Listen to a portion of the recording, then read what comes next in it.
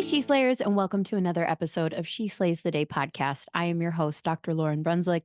And if you live under a rock, I got the skeleton. If you were listening last week, you got a recording not knowing. Maybe I would get him, maybe I wouldn't. I got him, and he's wonderful. He's everything I hoped and dreamed. So you too should, it really was this lesson in manifesting. And now the next thing I've decided to manifest is a vintage Bronco. Uh, so for my first vehicle was a Jeep Wrangler because I don't know, don't even get me started. My mom and I have had so many conversations where it was the coolest first vehicle. Like, can we agree? Like 16-year-old, like, all the windows and stuff off, music blasting because it had a subwoofer, 6 CD changer. Actually, no, it didn't. It was cool. Now, as a parent, though, my mom and I have had many conversations where I'm like, really? What? Like, mom, what were you thinking? So I am ready to get back into my like Jeep days, but now they're just like everywhere. And I don't know what effect that is. When you're like, something's on your mind and then all of a sudden you see it everywhere. It's got a fancy name that I don't know. But like legit, there are I don't know. I see them everywhere and I live in so I'm like, all right, I want something like that. And then one day I discovered vintage Broncos. Oh my God, they're gorgeous. But here's the problem. So I have heard through multiple people, nobody has not confirmed this, by the way, that you don't actually like driving a vintage car is not a fun experience. And like I was like, oh, I don't mind if I have to do the little swirly thing for my windows. Like, that's fine if it doesn't have automatic windows. And they're like, no, it's more things like anti-lock brakes. And I'm like, well, that doesn't sound like that big of a deal. It is apparently. Power steering, also apparently a big deal. And to get them, I'm sure you could get a discount on one. But I follow this account that like soups them up, like gets vintage Broncos, but like with all the automations and new stuff. These things are $250,000. Now, maybe I'm thinking small. Maybe I'm just like, Lauryn, this is your limit. If Steph Wigner were on, she would be like, Lauryn, this is your limiting belief that you couldn't one day afford. But here's the deal. Here's where I'm at. It's like a comfortability. So, like right now, let's just like, well, we're not going to do too much math because you don't need to like know the ins and outs of everything in my life.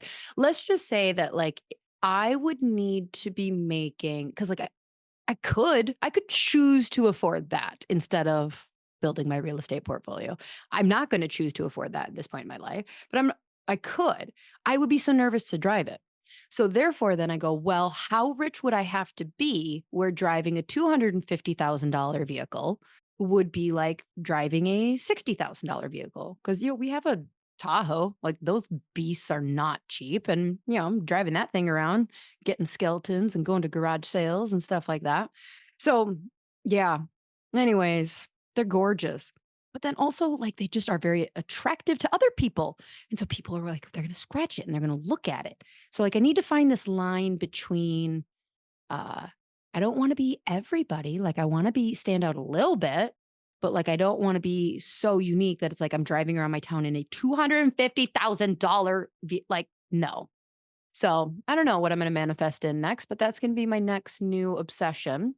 But you guys can hold off on sending me all of the reels this time. I appreciate it. Unless you see a different alternative, like a different car.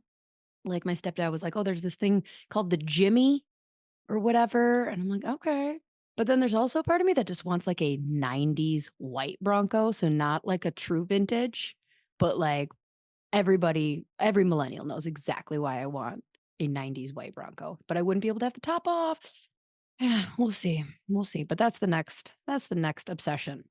Okay. Today is part 2 of our chiropractic assistant specific podcast. So last week, if you didn't listen to Miranda, I would highly recommend going back and listening to that. Whether you are a clinic owner or associate or chiropractic assistant. And for those of you that are not chiropractors, that's what we call like our support staff. They're so much more than receptionists, as you found out from last time. And this time, like they really keep the clinic running. So, but that's just what we call them. We call them CAs. And we could not do what we do and make the money we do without them. So today is part 2. We have on Casey Gromer, and she's all about getting employees bought in to this, which is a big thing. That if you own your own clinic, one of the hurdles that we often face as clinic owners is feeling like nobody cares as much as we do. Now, I would say there's probably some psychology in there that we don't allow them to care. We don't trust them to love on it as much as we do. I think that there's some truth to like, is it make sense that they're ever gonna do as much as we would? Maybe not. I don't know. I don't know.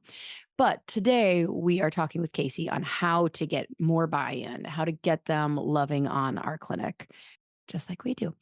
So let's see. So Casey, she empowers entrepreneurs to ditch traditional business paradigms that often lead to burnout, being stuck, or unfulfilled. She helps CEOs translate their vision into strategy by helping them create realistic, workable ways of running their businesses while still achieving success. Casey has 20 years of experience in business and marketing, along with an MBA, and hosts the Female Founders Breaking Boundaries podcast. And today she is finishing up part 2 of our CA specific content. For those clinic owners, you're going to get a ton out of this too. You can go and share and sound real smart to your people at your next meeting. So I don't think we have any other updates. You got your ticket to Chiro WealthCon yet? I know some of you don't because we are not at a couple thousand attendees yet. We just released earlier this week one of our first keynote speakers. We have for sure one more that I think is being might have been released by the time, but it's not released. I can't say it yet. I don't know. But earlier this week, Barb Shreehans, who is your tax pro, she is going to be headlining, I believe, Friday night. I have done multiple. Well, oh, yay. Next week. Okay. Depending. The next episode is actually an episode with Barb. So you're going to get to see her in her glory of like just how intelligent she is. Every time I walk away, I'm just like, whoa, yep. You just saved me thousands of dollars. Thank you. I appreciate it. So make sure you get your tickets. Get them now. If you don't have a promo code, there's a couple out there. CWC will get you $100 off your ticket. I know you're going to say, well, of course you would say that. Honestly, Steph, Elise, and I have put so much value into the VIP ticket. I would recommend getting that. I just would, because you get an entire half day of content and there's 2 additional trainings and lunches that those speakers are, oh my God, I don't think I can tell you yet who they are. One of them was Callum Falcon from the AI episode a couple times ago. And then the other one may or may not have to do with maximizing credit card points and travel. And it's not Kirby. It's a guy who gets actually paid for this. Not that Kirby, like we did do an episode a couple weeks ago, again, on this topic, but this guy charges people thousands of dollars for his services, and you would get lunch with him for free if you bought your VIP ticket. So get it. Let's take a breath and pray. Dear God, thank you so much for every support person that exists in our life.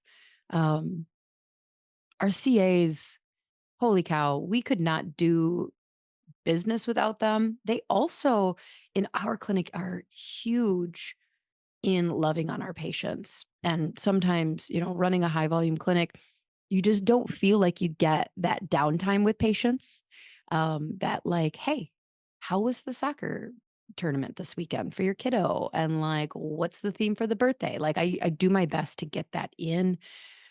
But like sometimes you just feel like you just want to sit and like have a breath and say like, how are you, without feeling like you're falling behind. And so having these people in clinic, like their job is so, so important. And if you are a CA listening, I hope like there's so much glory that obviously goes to the service, the adjustment, the hands of the chiropractor. But like to every CA listening, your heart that you pour from into the patients is something that we could not build a business without. And so just God, let them feel a little hug from me right now and continue to be inspired to shine their love and light and service in the way that they can in clinic and out in the community talking about chiropractic. They can change lives by talking about chiropractic. Like so many people don't know about chiropractic and like, okay, maybe you can't do the adjustment. Well, you can't. Sorry. If you're a CA, you can't do the adjustment. You for sure cannot. But you can bring them into the clinic. So in your name we pray. Amen. Okay. I'm going to give you a little bonus story here, and it's hilarious. If you want to fast forward to Casey, you can, but you have to hear this story that popped in while I was. So a while ago, we were hiring for a CA. And you might have heard this story before, maybe not. So all our team, we're at the point in the interview where all of our team is there and we are leaning in. Like this chick has worked for a chiropractor for 15 years. The guy retired. She misses, like it's been like 3 years since he retired. She misses working in a chiropractic office. She loved working for that doc. Like we are just like, oh my gosh. She's like intelligent. She's just like, oh, we love her. We love her. And so one of the last questions that I was asking at the time, it kind of changes because I get bored and have ADHD, but one of the last questions I ask is tell me about your personal experience with chiropractic.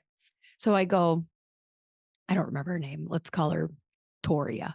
So I go, okay, Toria, tell me, I feel bad even asking this question because obviously, but like you've been adjusted before. Like, tell me about your experience getting adjusted. Like, you love it, right? Like, just like writing it off. Almost didn't ask it. And she goes, oh no, I've never been adjusted. To tell you what it feels like for all of the air in the room to be sucked out in a matter of 2 seconds. Like, I was like, wait, what? You worked for a chiropractor for 15 years and you never got adjusted? She goes, no, I was too scared. You guys, it gets worse. And so like, at this point, I'm thinking like, God, I really liked her. Maybe this is salvageable. And she goes, but my kid got adjusted. And I was like, oh, okay. In my head, I'm thinking, you were too scared to get adjusted, but you got your kid adjusted. And she goes, yeah, he played sports. And so sometimes when I couldn't get it, I would bring him in to see Doc. To say you could hear a pin drop in this room at this moment. I am like trying to control my face so hard. I doubt I was. I don't have Botox and you can always read my expressions. And I go, what do you mean when you couldn't get it? And she goes, well, working for Doc, that's what she called him, for so many years, like I kind of picked up a few things. And so like when he would hurt himself playing baseball or whatever, I would adjust him. And sometimes I couldn't get it. So I would bring him into the office. And this chick had no fucking idea. Sorry, it deserved the full F-bomb. What she was saying to me. Like she had no idea that like this was absolutely ludicrous. So anyways, sorry to drag on the intro just a little bit longer, but that like little funny story popped in. I'm like, I don't know if I've told everyone this story.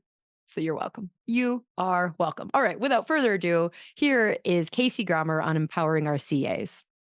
All right, cool. Well, welcome. Are you familiar with chiropractors prior to this? Yes, I Okay. have, It's well, not a I work prerequisite to be on the show, but it does help. It does help you guests not accidentally put their foot in their mouth sometimes where I'm like, "Oh, we'll just pretend you didn't say that."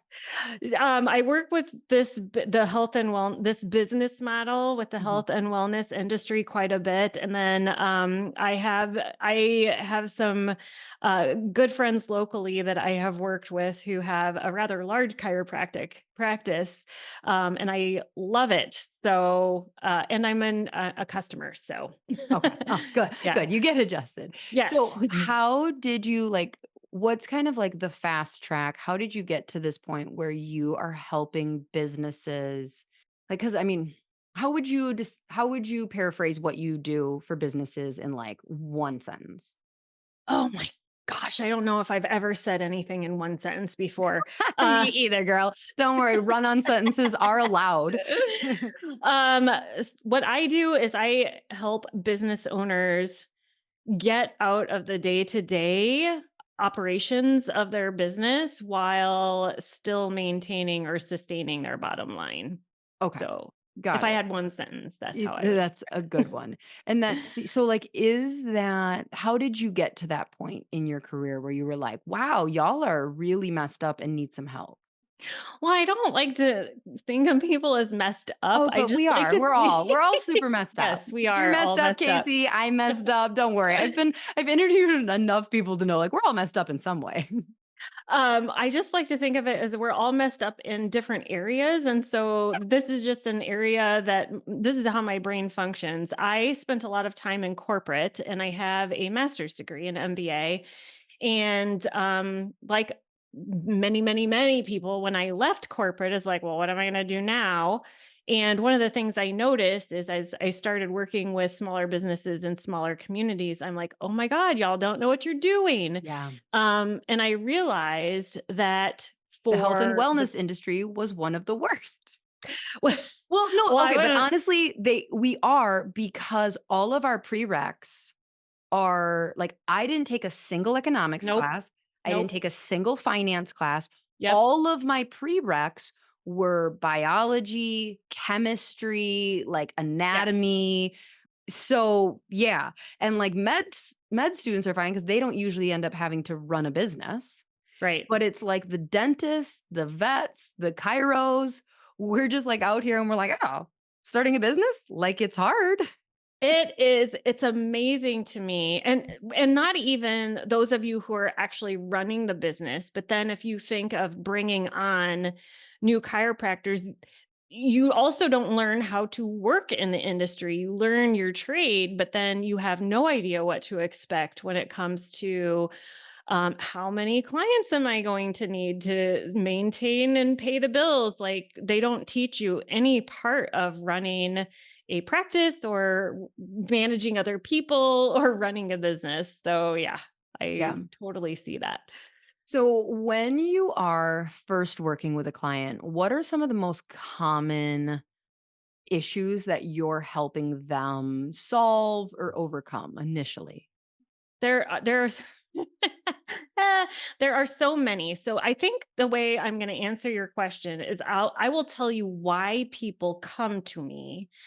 And it's usually because I am the one. So I'm not only doing the services in the business, but I'm running all of the aspects of the business from the finances to the marketing to the administration to the customer service, everything. And I'm burnt out and I can't sustain this, but I don't know how to get out of this. And I'm at this breaking point where it's either I got to shut it down or I got to do something different. So that's usually why people come to me. And there's a multitude of different factors at play there, which is why they come to me. So I would say is how do I get out of wearing all the hats and still make a profit and Mhm. not do as much? Right.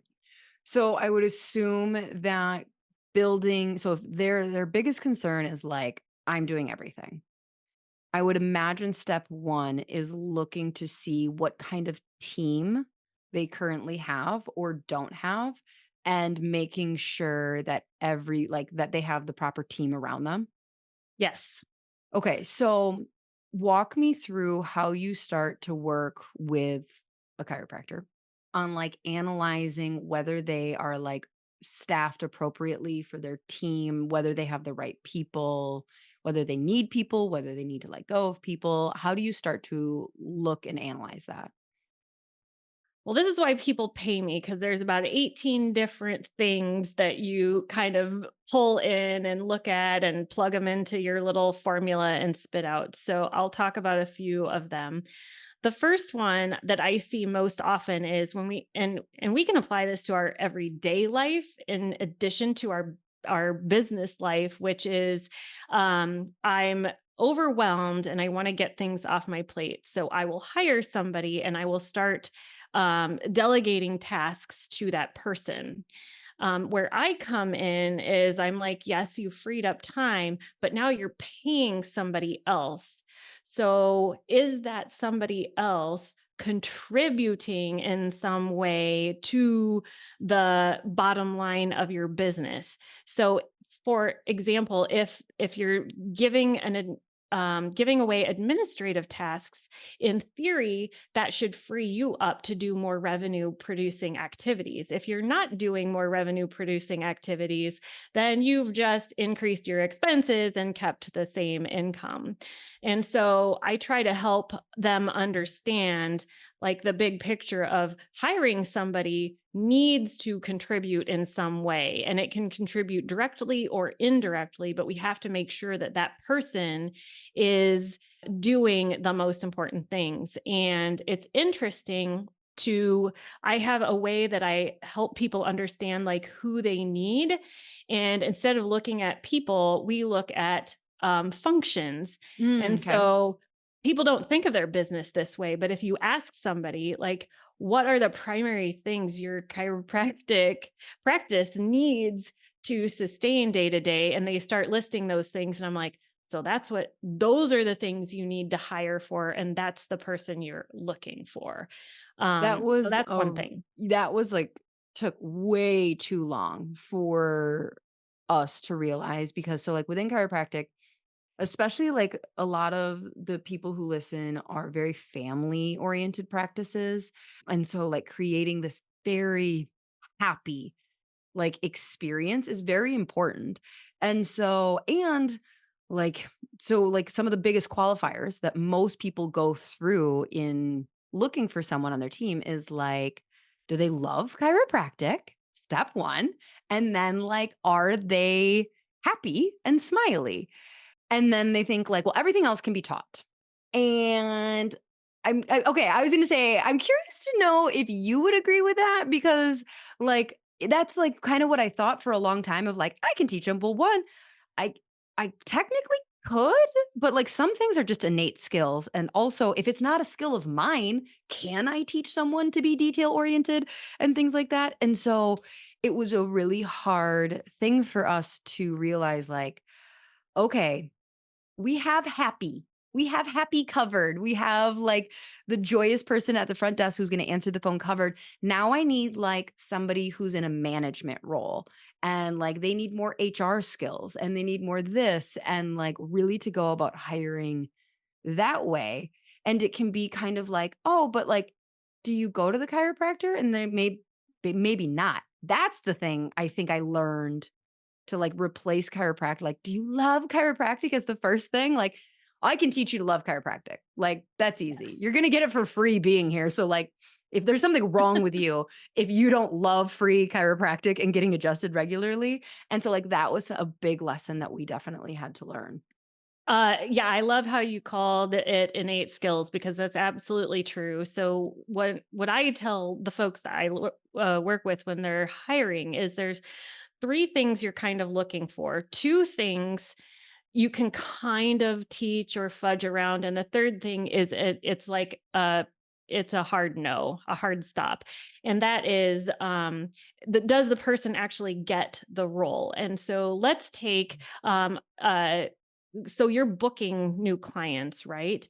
And happy is great. Like we want people to be happy on the phone or over the intake forms or whatever you have, but they have to have an innate understanding of what it takes to get somebody from I'm inquiring about your services to let's get you on the schedule. Mhm. And you can't teach that because if somebody just doesn't get that, you can't teach it to them. What you can teach them are some of the skills like let's work on your writing skills. We can teach that. Let's work on your technology skills and like teach you a new software for scheduling or whatever. But you can't teach people innately like to think in sales because that's really what that position is. It. Yeah. Yeah. How do So, you temper that out in an interview, though?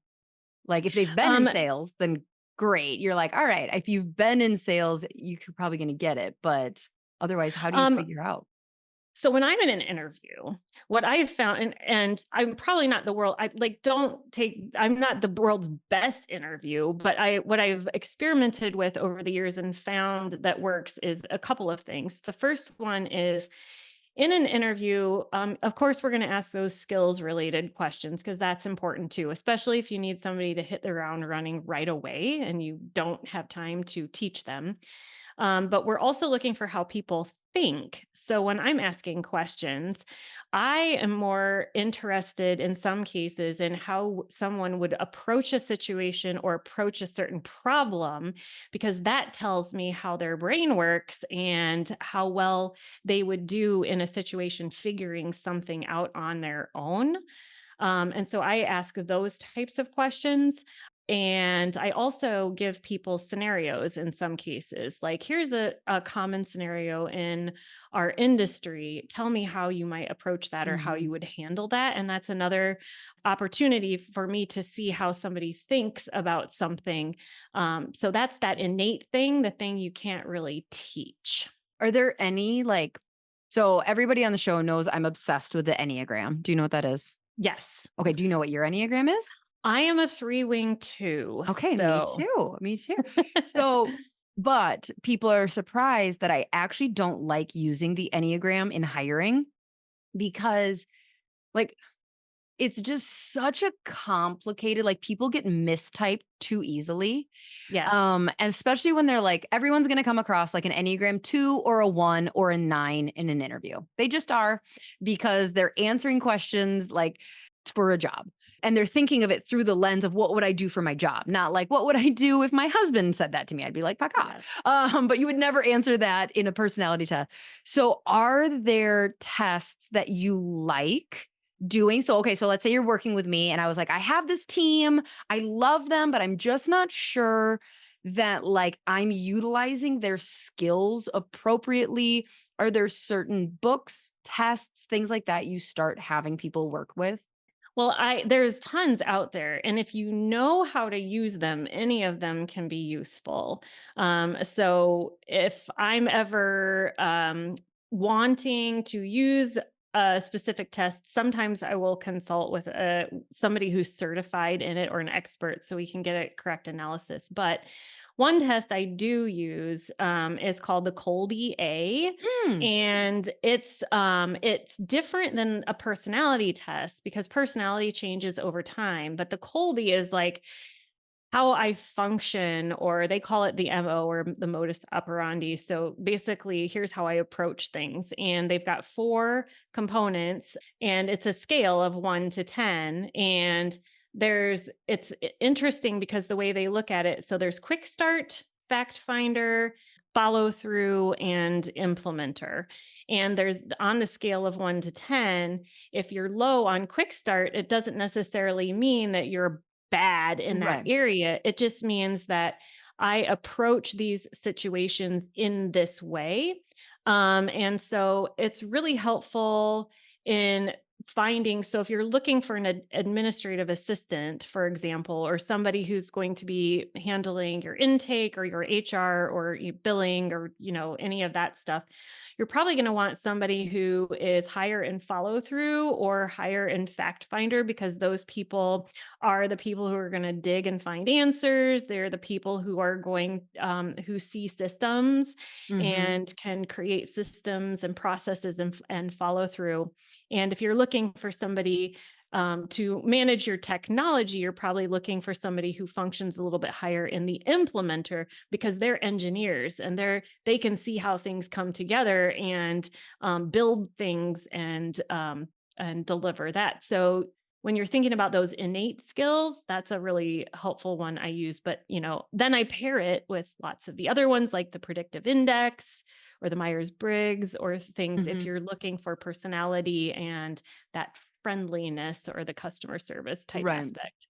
So I feel like one of the number one reasons that someone paints themselves into this corner of like, I'm doing everything, even like, especially when they have paid members of their teams. Because, like, quite literally, if you are a chiropractor and you have, let's say, 3 front desk, yes, you are the only one who can adjust in that clinic.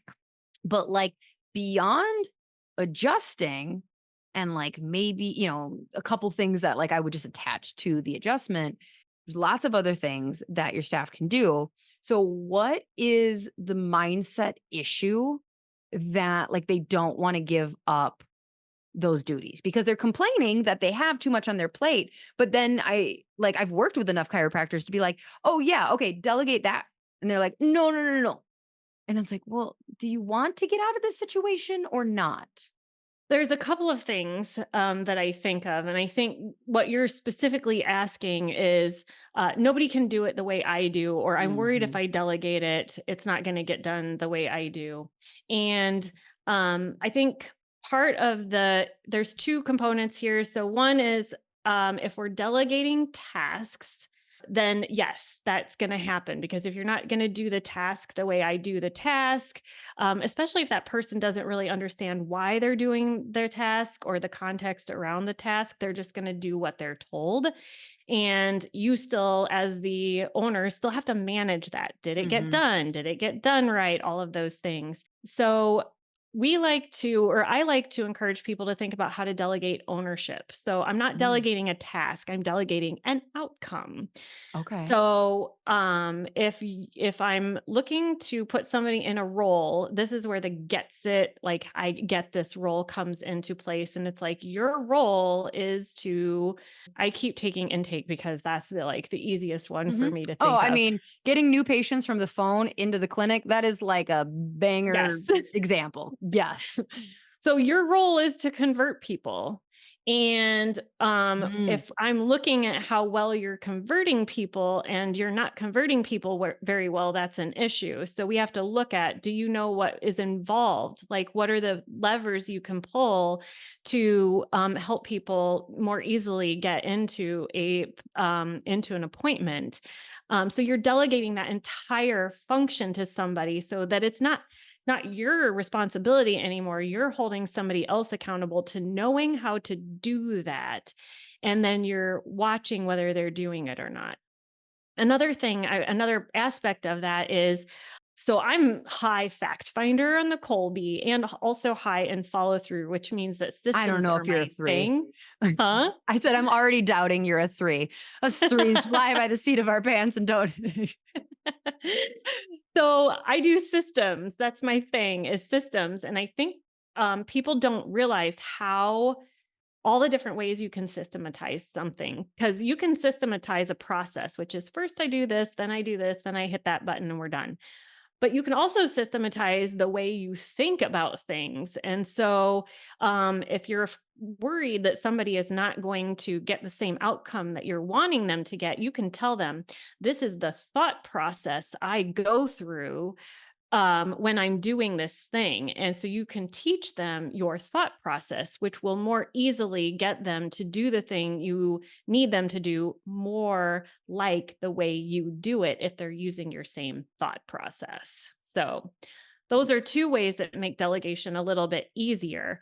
And the third thing is just some people don't like letting go of things. And I'm one of those people. And so there's no system that's going to fix that. You as a person just need to examine why is it that I'm having trouble letting go of this thing and realizing I'm never going to grow if I don't. So I got to figure this out. Yeah, I feel like that really comes down to not trusting that they'll take care of it and as much as you would. Like, Yep. this is your baby. Like, this is, and so and they never will. Like, they're not paid well enough. Like, it's not their name on the door, it's not their legacy. And so, how do you come to that, like, acceptance that I'm going to trust you with this thing that's really important?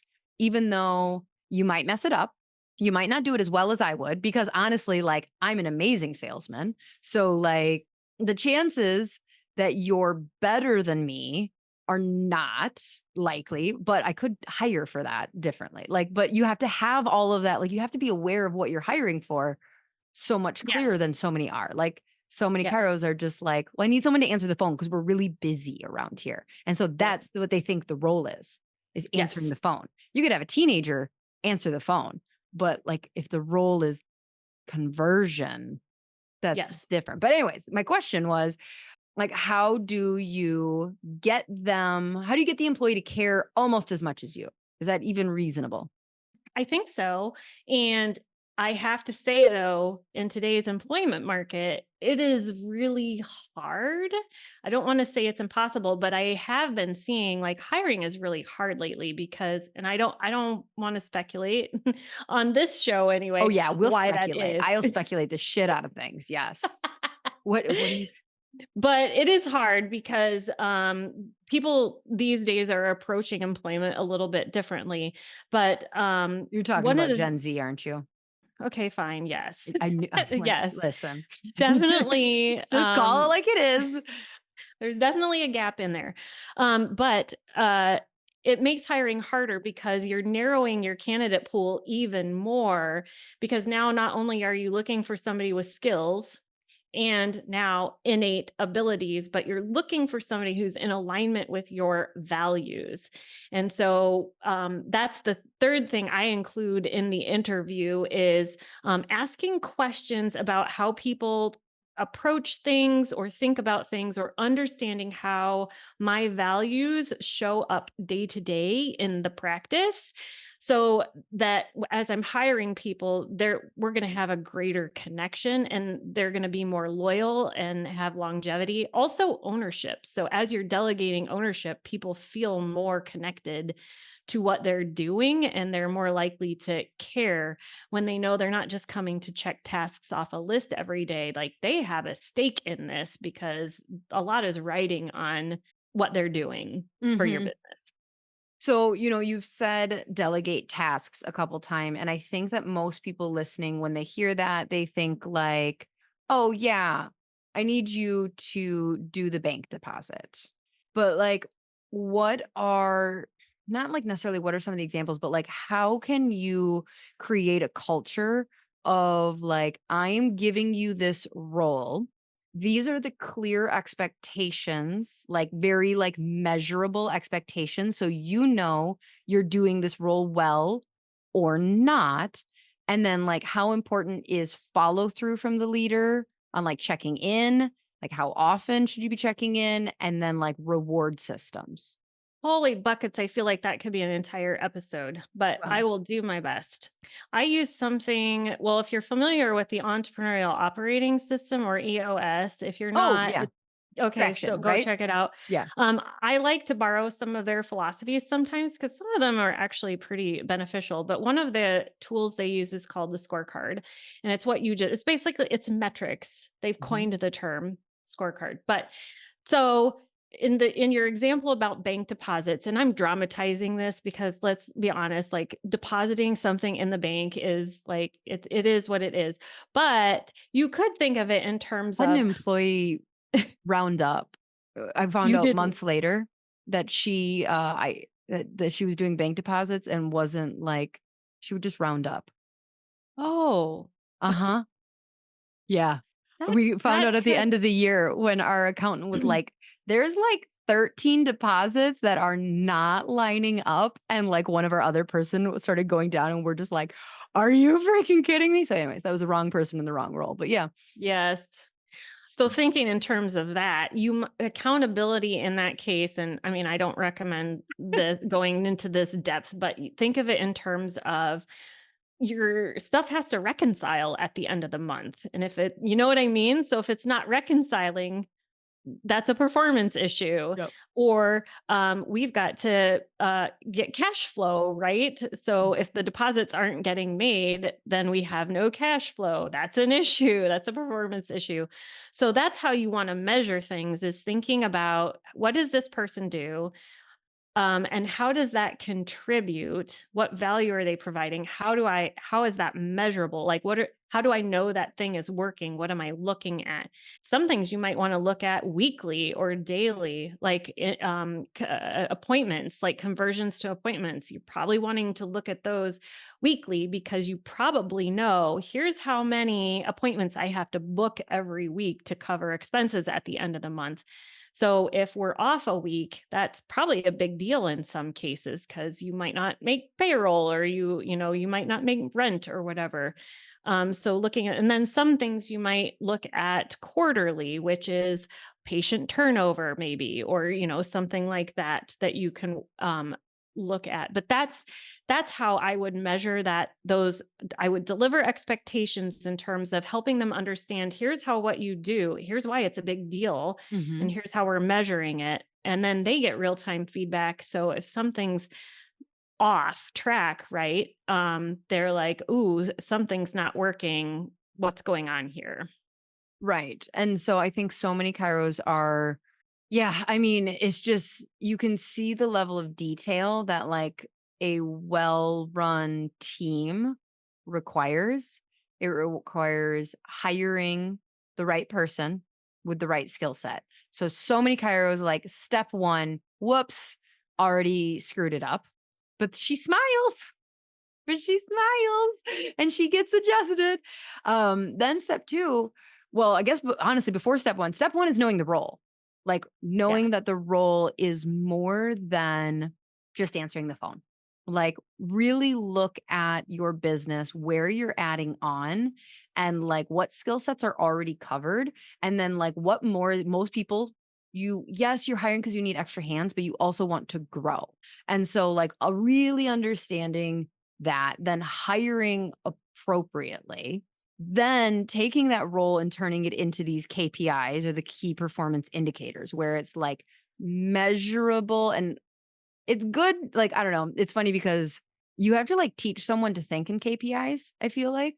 Yep. Because the number of times where I've like asked my staff, like, okay, so the goal is conversions, like getting people from the phone into our clinic. Why don't you let me know some like KPIs that you think would be good to track on a monthly basis for that? And they'll just come back with these like, oh gosh, now I can't think of anything that's not measurable, but it's just this like, if the person felt good after their Yep. phone call, and you're like, you're right. Your job is to make them feel good so they want to come into the clinic. But how would we measure that? Like, how would we go about? And they're like, oh, yeah, yeah, yeah, you're right. You're right. You're right. And so it's like helping them to realize, because we have such a people focused Yep. profession. I mean, a lot of professions are, where it's just like, and we just like train into them. Like it's all about how the customer feels. It's all about how that patient feels connected to us. And then you're like, but then how I'm tracking you is like what percentage of this and what is this? And so it's like these two kind of like, you like bring them in on the feels, but then you like feel like you're continuing to rate their performance on a number, but then follow through. So like do you recommend following through on these KPIs on like a monthly basis? I typically do with most clients. So we'll have like a weekly check-in, and the majority of KPIs are monthly because the amount of work it takes to track everything week to week is and I just don't know how helpful it is. But there are some things that we're looking at every week, and procedures for chiropractic would be one, like, because the fluctuation in procedures has a huge impact to your monthly performance. And if you're seeing a fluctuation in procedures week to week, it's just an When you're saying opportunity. procedures, you mean adjustments, right? Adjustments. Yep. Okay. Thank you. I was like, wait, is she talking about like What are systems you and procedures? talking Yeah. about? So in every industry it's different. In Yeah. some industries it's sessions, in Yeah. some industries it's patients. And like, so thank you Yeah. for No, the I was just like, correction. wait. Oh, Okay. yep. Okay. Adjustments. Yep. We'll just so the number of adjustments changes week to week, that's indications like, oh, what's going on here? And it might be something totally benign, like, of course, it was 4th of July. Of course, we're going to have less Mhm. adjustments. Or it might be something else that's going on. And it's like, we better, tweak something really quick before it becomes a big issue by the end of the month. So that's something I would look at weekly. And maybe possibly the number of phone calls that are coming in, because if those go down, then that's like a trickle down effect. So if those go down, we're doing less adjustments. And so just trying to catch things before they become a big issue. So those things are weekly, and everything else I would say monthly. Okay. So yeah, so you really do focus on the CEO aspect of like making sure that they're setting things in a good place for the right team to be successful. And like I definitely see that as like somebody who I personally work with the chiropractors where it's just like easy to be like you are getting in the way of your employees performing as long Yes. as you have the right employees. As long as you have the right employees. Yes. Now, Yes. what do you do? Like, there can be, okay, so let's say that I've just been like real mediocre. And I know you don't want to label people as things, but I've been a very mediocre boss. I've done a lot of stuff. So I've really created this culture where my staff can do the bare minimum because I'm doing everything. And now they're like comfy. They're comfy there. And like we start working together, and I'm like, you're right. We need clearer roles and KPIs, and we're going to do these personality tests. And I might take something off somebody's and move it. And like, how do you, like, how do you just have to like burn things down and start from scratch? Or like, how do you get them out of the like, oh, am I going to get a raise for working harder? Like, that's a Am I going to get a difficult. raise for actually doing my job? Exactly. Exactly. Between Uh, us, we know that is what we want to say. But like, how do you get like, okay, great, you've decided to change, but now the CA is like my, or the front desk feels like "Well, now my life seems more difficult." I think the biggest mistake that people make in this situation is lack of communication. Mm. Either it's hard to communicate, they're scared to communicate it, or they just don't know how to communicate it. And I would say communication, start early and do it often. So just kind of planting the seed about, here's what we're doing, here's why we're doing it, and get people. A lot of people that are coming into these jobs have no idea how a business runs, and it's okay for the business owner to talk about business in terms of, the business makes money. I don't put it all in my pocket, I You promise know you. that that's not how much I make, right? I have to like pay the electric bill and the rent and your salary. And if we don't bring in a minimum amount of money, that stuff doesn't happen. And then none of us have a job. So here's why we're making these changes, because we want to do better. And then I ultimately like to tie it to your clients or your patients, because if we're doing a good job and we're making money, that means we're helping people, and that's what we're here to do. So I would communicate to them about little over time about what this means for them in terms of, here's how we've been doing it, we're going to change it a little bit, and here's why, so that they know what to expect. And ultimately, and I think you alluded to this, some people just are not going to be on board with that. And you are not going to like, you're not going to be able to help it. They're going to self select out. I don't want accountability Mhm. because I liked coming to work and slacking off. Yes, you're losing somebody and it's going to cost money to replace them. But at the end of the day, were they actually even doing anything Mhm. for you to begin with? You So, said the phrase self-select out, and I could not agree more. So once a year, I work with like 20 to 30 some chiros on like stuff, really important stuff. And one of these things, like as they start to make changes, I realized after doing it this last year, how many people, their staff starts to like quit because Yeah. like the owner starts waking up and going, "Oh, they're not helping build this business. They're actually making my life harder." And so we start putting these systems in for efficiency and accountability. And I realized going into next year's class that I almost need to give like a trigger warning of like, "Hey, um, you might lose some of your staff. You're going to be happy about it though. Trust me, you're going to be happy." But like, yeah, as soon as you start showing up differently, one of two things happens. Like, I feel like you've got the staff who are like, "Thank God. Yes. Like, I am bored over here and this business has potential and you've been slacking." They're probably not consciously thinking that, but if they are, that's a fantastic employee. Or two, they're like, "Oh no.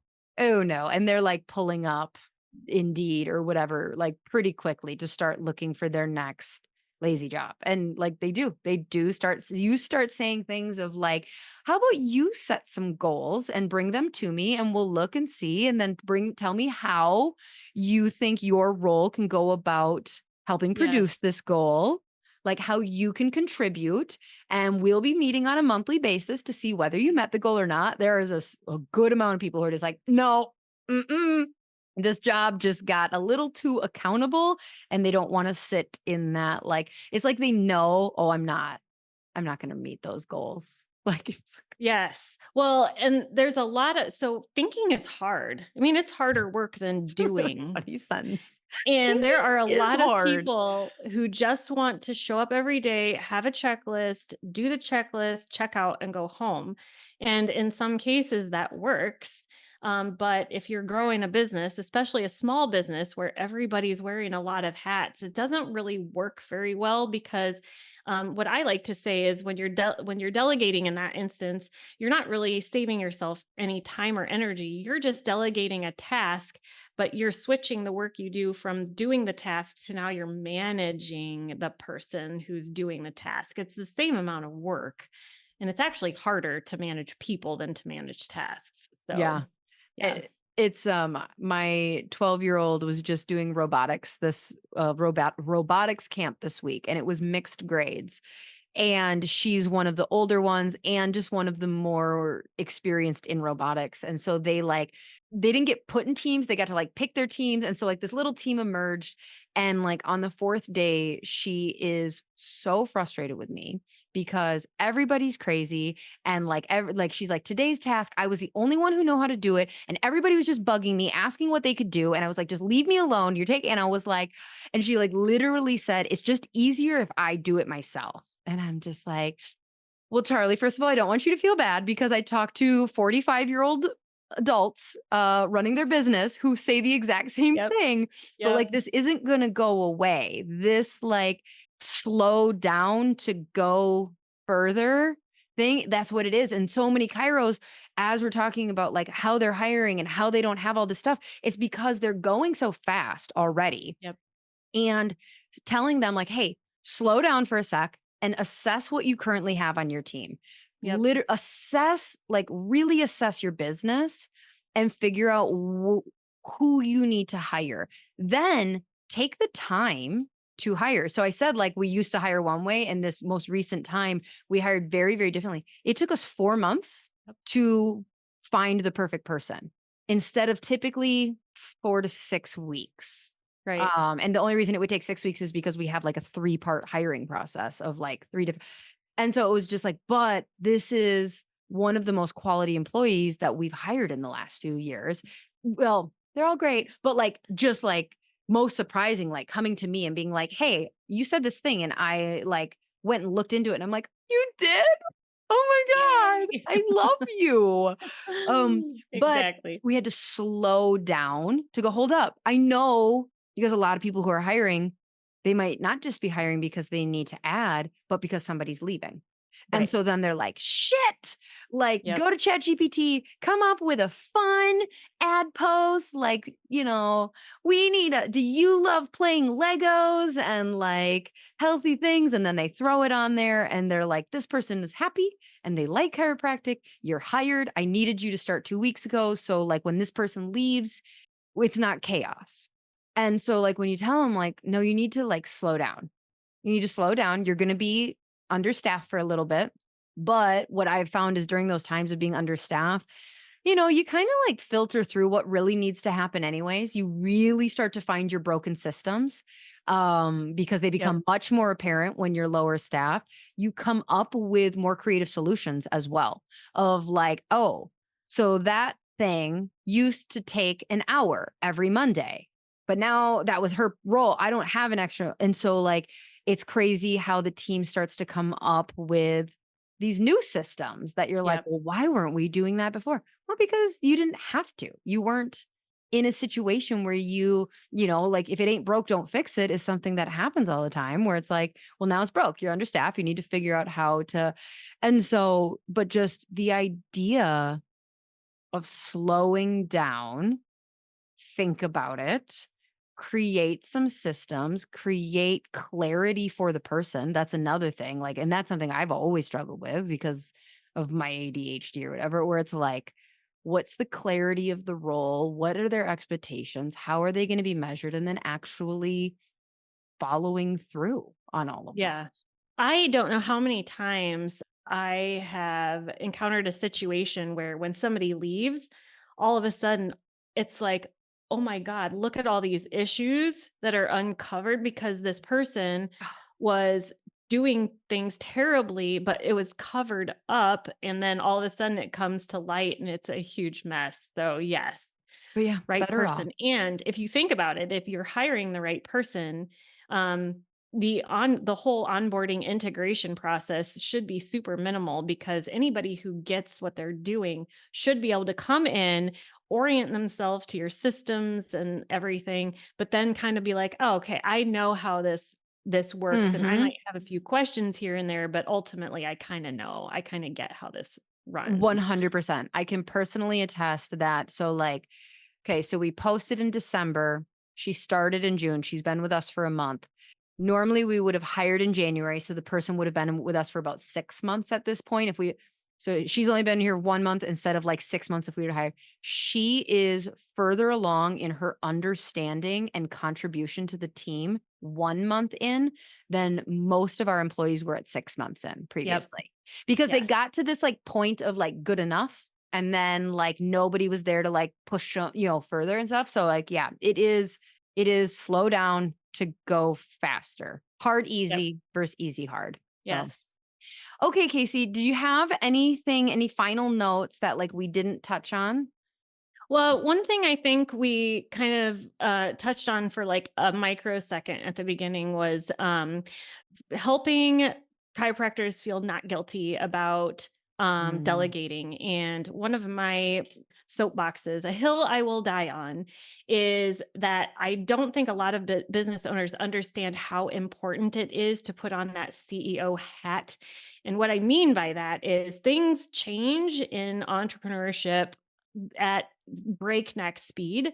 And if nobody is out paying attention to the industry, to the mm, market, to what's happening in the health and wellness industry, changes are going to happen and they're going to blindside you and blindside your team. But if you're looking out ahead and you see them coming, it's something that you can plan for. And that is your role as the owner of your chiropractic business, is to help respond to things that are happening instead of reacting. And if nobody is out doing that, no, none of your staff are doing it. And so if you're not doing it, nobody's doing it. And so that's why we delegate, is so we can have that time on a regular basis to be paying attention to what's happening. I love them. Okay, so where can people find more of you if they want to work with you or just like free content you're putting out somewhere? Where do you at? Well, I actually have my own podcast. I have taken a break over the summer, but it's called Female Founders Breaking Boundaries. And it's more of exactly what we've talked about today. So if you're interested in business system stuff, I invite you to come listen. And my website is c-sweetboutique.com. And we work with clients who are chiropractors and other health and wellness industry practices, trying to get them into a place where they're getting closer and closer to building staff and getting out of the day to day management while maintaining their profits. So you can check my website out there. Awesome. Thank you so much for being a guest. Really, really valuable messages that Kairos just need to continue to hear as all small business owners. Like, I think we beat up on ourselves a lot of like, oh, but like you see it across all professions, like a lot of the same issues, just different degrees. So Yes. Well, thanks, thank you. Lauren. It was fun meeting you and talking about my talking about things I love. Yeah, me too. All right, She Slayers, until next week. Bye.